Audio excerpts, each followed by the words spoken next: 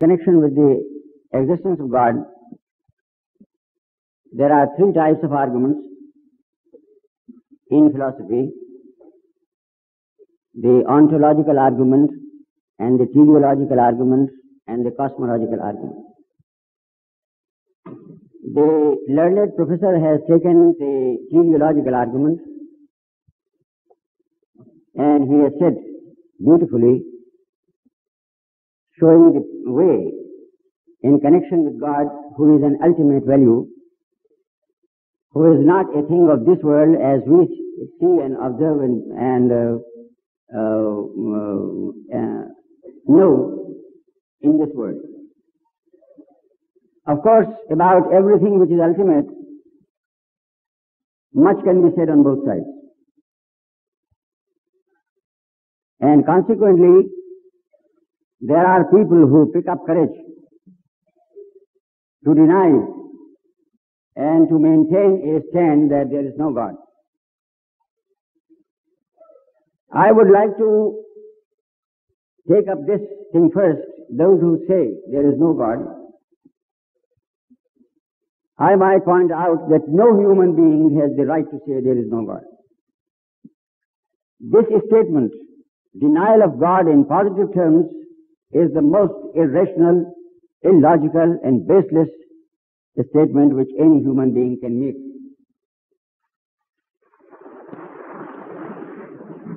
Even those of you who are not students of logic and philosophy can understand it very well. If a person says about a certain thing that that certain thing is not present in this hall, then he will have to prove that he has comprehensive knowledge of this hall.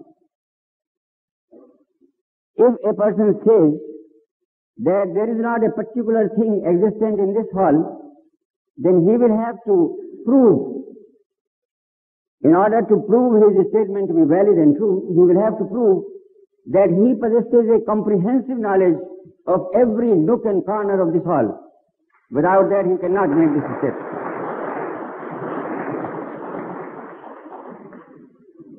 If a person says about a certain thing that that thing is found in this hall,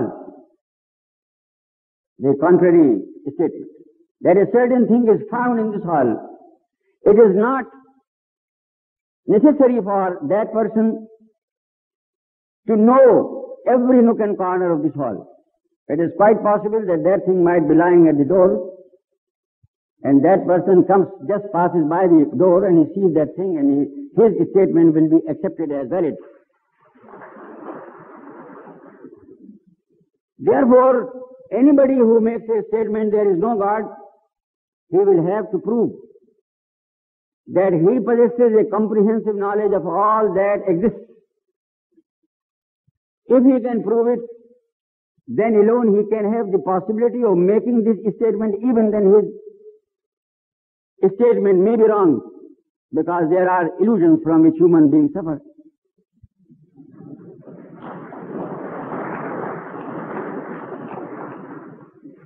Therefore, this stand that there is no God, this stand is not possible for any human being on the face of the earth, and it should be completely ruled out.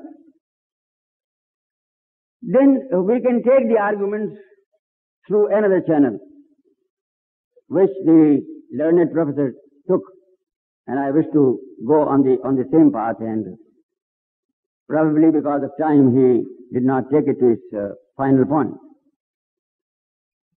There can be 2 points of view about what exists and about what we experience, about this world. One point of view can be and has been that this world has been created by a supreme being, by God, and it has been created ab novo. The other point of view has been, and it is also put forward nowadays, that this world has not been created by anything known as God or called God, the question arises, if this world has not been created by God, how did this world come into being? Then, as the learned professor said, the only answer will be that this world has come into being by accident. All right. This world has come into being by accident. It means that this world has come into being by chance. Accidental action is chance action. And chance means the absence of law. Therefore, this world in its very origin is without a plan and without a purpose, which means, again, that this world is a blind world, that this world is a blind process. It also means that because there is no God and material reality is the only reality, therefore everything in this world is only physical or material. And this is the line of argument which the materialists take, because the materialistic metaphysics is wedded to behavioristic or mechanistic psychology. And in mechanistic psychology they teach us that to talk about the soul, about the existence of the soul, is sure idiosyncrasy, and even to talk about the mind is something nonsensical. Those of you who might have studied psychology know it, that they say that there is no such thing as mind. Of course, soul is not there, and even this mind is not there. There is no such thing as the mind. It is only the brain, which is a sort of physiological, biological mechanism, and it works through itself on the basis of permutation combination, and the brain secretes thought as liver secretes bile. So, on the basis of materialistic philosophy, everything is conceived in physical terms alone. That man is only a physical being. This world is only physical or material. Now, if this world is a chance order, because it came into being by chance, then this world is a chance order. What does it mean? It means that everything in this world comes into being by chance, stays here by chance, the human beings enjoy here by chance, suffer here by chance, die out by chance. And because this world is only physical, there can be no moral bond of unity between different human beings. The moral bond of unity comes only when we postulate a creator and a God who created this world according to a plan and for a particular purpose, and created all human beings who are here. It is through God that this moral bond of unity comes in. Otherwise, if this world is a chance order, then every human being comes into this world by chance, and there is absolutely no question of any rational bond of unity between different human beings, except in terms of physical values, and physical values are always based on experience. Again, if the human being is purely physical, then what should be the ideal of every human being? We know that it is human nature that every human being wants to acquire pleasure and wants to avoid pain. All right. Then if the human being is only a physical being, then the ideal for the human being should be to acquire the maximum amount of physical pleasure, because he is only a physical being. To acquire the maximum amount of physical pleasure would mean to acquire the maximum amount of sensuous pleasure. All right. Now, the principle of fellow feeling or sympathy, about which our learned Rabbi was speaking so many times and questions were asked, love thy neighbor as thyself. This principle, which is the highest principle of morals, this principle will fall to the ground. How? Suppose I am a millionaire and there is a fellow being who is a pauper, he is starving, and if I can pay to this person just 1 rand in order that he may buy food and save his life, then according to this philosophy, it will be an immoral action on my part, because I will deprive myself to the extent of one rand the opportunity of buying physical sensuous pleasure for myself.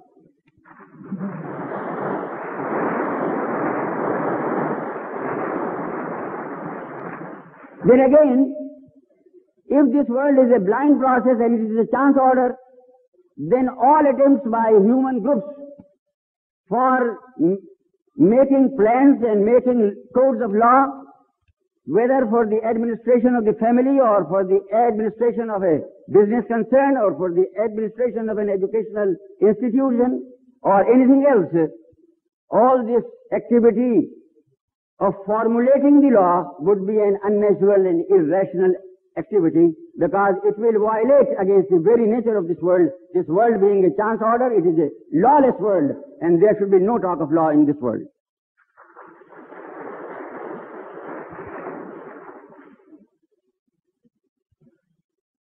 Carry it on. The argument runs logically.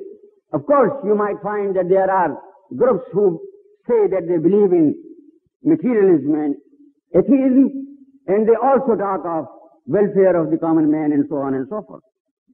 But those principles of welfare for their fellow beings, or their consideration or love for their fellow beings, and their disbelief in God, these are combined on the principle of expediency, not on a rational principle, because they cannot be combined. The only mottos that can emerge from the philosophy of denial of God would be two, which are very famous and very well known, but I would repeat them here. The first one is, eat, drink, and be merry, for tomorrow we die. Eat, drink, and be merry, for tomorrow we die, because this world, this human life here, is a bad bargain, and we have to make the best of this bad bargain. The world has no meaning, life has no meaning absolutely, because meaning comes into life only through belief in God. Without that, there is no meaning. And because on this basis there can be no meaning, therefore the motto can only be this: eat, drink, and be merry, for tomorrow we die. This is number one. And the other one would be, and it is, everyone unto himself, and devil take the hindmost. What claim can another human being have on me? Still not have. The claim comes only when we believe in God, and when we believe that He has created everything ab novo, that He has brought into existence all human beings with a definite plan and for a certain purpose. Then only that sanction comes in, otherwise not. Otherwise it is sheer expediency. And expediency stands on shifting sands. A thing may be expedient for me today. Just the opposite will be maybe expedient for me tomorrow. And what is expedient for me at this moment may not be expedient for another person. And unless we know that there can be no human organized society, unless there are laws which are universally binding and applicable, otherwise there would be actually no basis for having a sort of social order. Finally, this theory of denial of God, this stand which a person might take that there is no God, the logical consequence would be finally that only the principle of might is right will be the rational principle for the human beings to follow. And the principle of might is right, which in the field of biology, the great founder of this materialistic philosophy, namely Charles Darwin, he has used the words survival of the fittest. Of course, in the context of biology.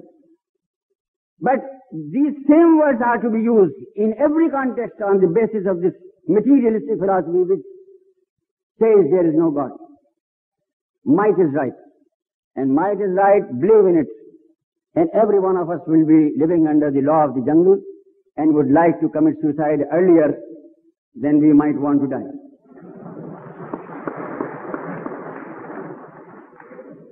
So, actually, why should we believe in God? If we can think seriously on life, then when we go to bed, we go to 100 cares and anxieties, born of our different associations during the day. Or we go with certain griefs, and when we wake up in the morning, then we wake up with numerous anxieties. We have to accomplish this job today, and this job today, and we have got to do this, and we have got to meet so and so. Is this life worth all this?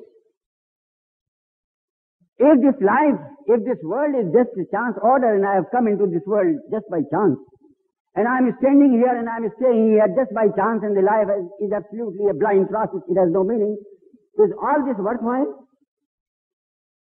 Cannot be. The worth in life and the value in life and the meaning in life comes only through believing in God, and consequently we should believe in God. For our safety, for our security, for our happiness, for bringing meaning into our life and the life of our